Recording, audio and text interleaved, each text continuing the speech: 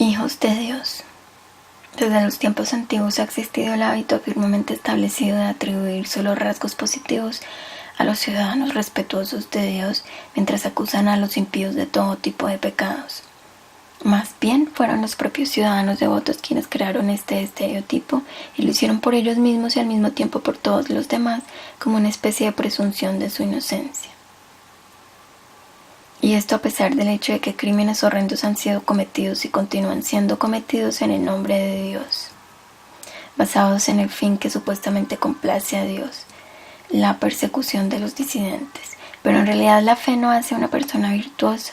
Como entonces los seguidores de la religión están tan confiados en su propia infalibilidad, o más bien virtuosidad, que incluso los ateos son propensos a concordar respetuosamente en que ese es el caso. Ellos dicen, nosotros creemos, vamos a la iglesia, rezamos, por lo tanto somos el corazón de todo lo moral y puro, pero tú eres ateo, que significa que te revuelcas en el pecado. Nosotros estamos en lo cierto y tú estás equivocado. La fuente de esta confianza es el punto de apoyo que la gente obtiene del péndulo de la religión. Lo tienes todo aquí, confianza en la misericordia de Dios, perdón de los pecados y deshacerse de la culpa a través del arrepentimiento y creencia en el reino de Dios, así como la esperanza de que Dios te ayudará y el sentimiento de unidad con los hermanos en la fe. Los ateos en este sentido lo tienen mucho más difícil. Ellos solo cuentan con sus propias capacidades y no hay nada que puedan hacer con su culpa.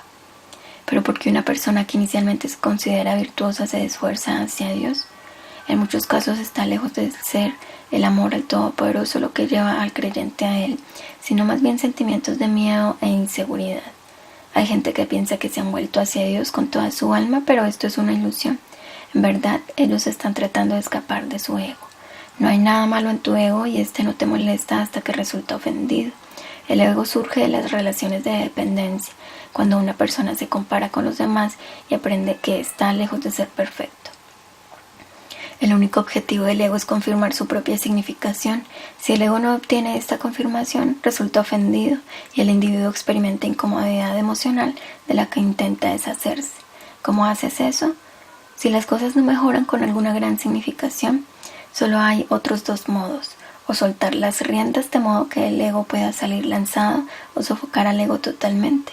Aquellos que eligen la primera opción se convierten en egoístas y aquellos que eligen la segunda opción se convierten en altruistas. Bastante a menudo, con el fin de escapar de la incomodidad de estar solo, en un último intento desesperado, el ego empieza a negarse a sí mismo. Proclama que amarse a sí mismo es malo. Tienes que amar a los demás. Una persona se aparta de su alma y se vuelve hacia Dios y hacia los demás para dedicar su vida a alguien o algo solo para que pueda obtener apoyo. O puede a veces estar de la otra manera. El ego se pone agresivo y es cuando tienes criminales, canallas y cínicos. De este modo, tanto los religiosamente espirituales como los individuos caídos son producto del ego, solo que con polaridades opuestas. Puedes pensar que habiéndote vuelto hacia Dios te desharás de tu ego, pero la paradoja es que es el ego el que te empuja hacia Él. De hecho, Dios no está fuera de ti, sino dentro de ti. Una diminuta parte de Dios está en cada ser vivo y así es como Él gobierna todo el mundo. El ego adora un símbolo abstracto, pero está realmente apartándose de su alma, esto es, del verdadero Dios. Cristo, Mahoma, Buda, Krishna, todos ellos son las más altas manifestaciones de Dios.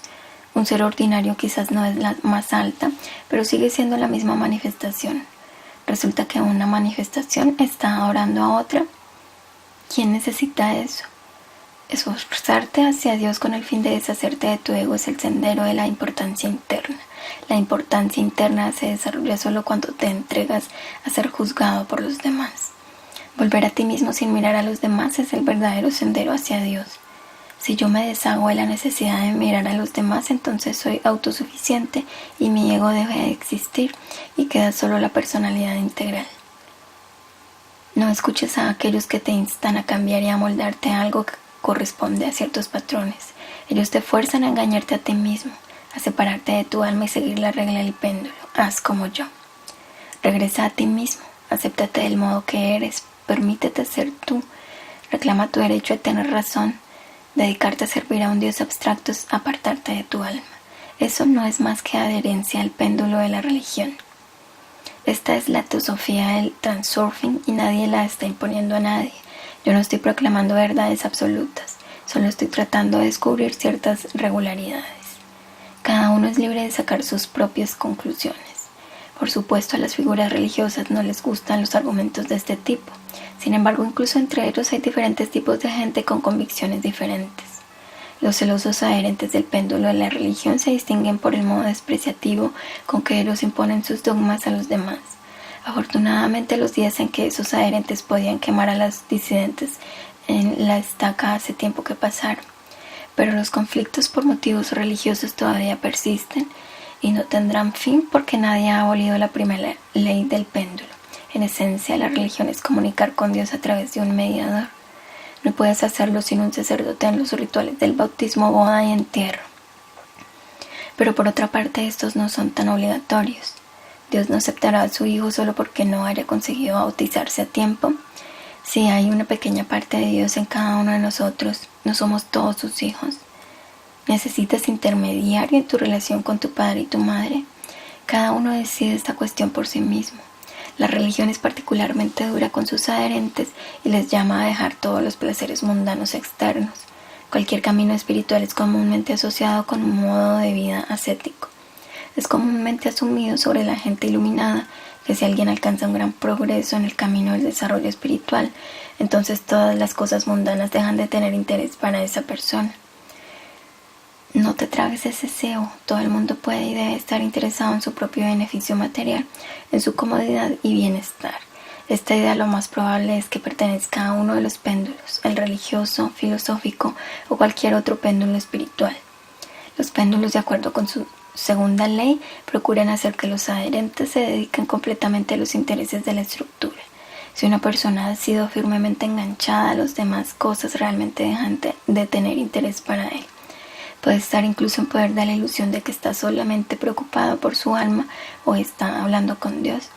En realidad, el alma de tal individuo iluminado está cerrada, metida en una caja solitaria y no puede manifestar sus necesidades. ¿Por qué entra el alma en este mundo material? Para prepararse para la vida sobrenatural en el cielo. Eso es una tontería. Si el alma viene a este mundo desde el cielo de todos modos, entonces ¿por qué necesita prepararse otra vez para una vida en el cielo? E incluso es posible alcanzar eso aquí en la tierra. Esta vida mundana es una oportunidad única para el alma. Esa es la razón por la que viene aquí desde el mundo espiritual, para lograr conocer todos los placeres del mundo material. Siempre habrá tiempo de volver al mundo espiritual. ¿Cuál es el sentido de privar al alma de uno de todo lo proporcionado por este magnífico, maravilloso y sorprendente mundo donde hay tantas grandes tentaciones? Entregándote al servicio de Dios te estás distanciando de Él. El Creador hace una miríada de realidades a través de los seres vivos como sus encarnaciones vitales. Dios es capaz de experimentar todas las facetas de la realidad que Él está creando. Por eso es por lo que envía a sus hijos al mundo material. Dios te dio la libertad para actuar como te plazca, así que disfruta tu libertad. No hay necesidad de que te encierres en celdas monásticas y emplees largas horas rezando. Eso no es servir a Dios, sino privarle a Él de la alegría que tú podrías obtener de tener una vida plenamente disfrutable. Es lo mismo que no dejar salir a un niño obligándole a dedicar todo su tiempo a estudiar duro. Los adherentes a los péndulos de la religión intentarán convencerte de que tú eres incapaz de nada, mientras Dios es todopoderoso. La estructura no tiene nada que ganar de tu libertad y poder. Necesita pequeños engranajes industriosos en la máquina. El péndulo ya ha conseguido bastante en el proceso de esclavizar la voluntad humana. Todo lo que podemos hacer es sorprendernos de cuán grande debe ser la influencia de los péndulos para que los hijos de Dios pierdan toda noción de su poder. Los seres humanos fueron dotados del poder de dar forma a su propia capa del mundo por medio de realizar variantes potenciales del espacio metafísico en la realidad material. Los péndulos logran no solo quitar a la conciencia de la gente sus capacidades, sino incluso distorsionar el significado de la vida misma, habiendo sustituido servir a Dios por adorarle. Dios difícilmente necesita que tú le adores. ¿Tú necesitas que tus hijos te adoren a ti? Probablemente lo que más te gustaría es tenerlos como buenos amigos. En realidad, el fin de la vida y también el proceso mismo de servir a Dios consiste en co-crear y crear junto con Él. Mucha gente piensa que creer en Dios es todo lo que se pide de ellos. Ellos creen en su existencia y poder. ¿Y qué? Después de todo, su fe aún no comprenden a Dios. Para Para ellos Él es un abstracto, inaccesible y bastante a menudo un desalentador ídolo. Han sido convencidos de que tienes que adorar a Dios, seguir los mandamientos y llevando una vida virtuosa, prepararte para algo que nadie es realmente capaz de explicar apropiadamente. Pero la fe no es lo mismo que la comprensión. Rezar no es comunicarse con Dios. El lenguaje de Dios es la creación. Tú puedes aceptar o rechazar esta afirmación, pero discutir y debatir este tema no tiene sentido. Es un problema filosófico, es una materia de elección, así que no hay nada más que añadir. Formando la capa de tu mundo, tu realidad, estás comunicándote con Dios. Cuando te regocijas en tu creación, Dios se regocija contigo. Esto es lo que de verdad va con aquello de servir a Dios. Creer en Dios es primero que todo creer en ti mismo, en el poder de tus capacidades como creador. Una partícula del creador está en cada ser humano, así que adelante y trata con tu Padre. En la medida que creas en tus propias capacidades, tú creerás en Dios y por eso realizarás sus palabras. De acuerdo con tu fe, recibirás.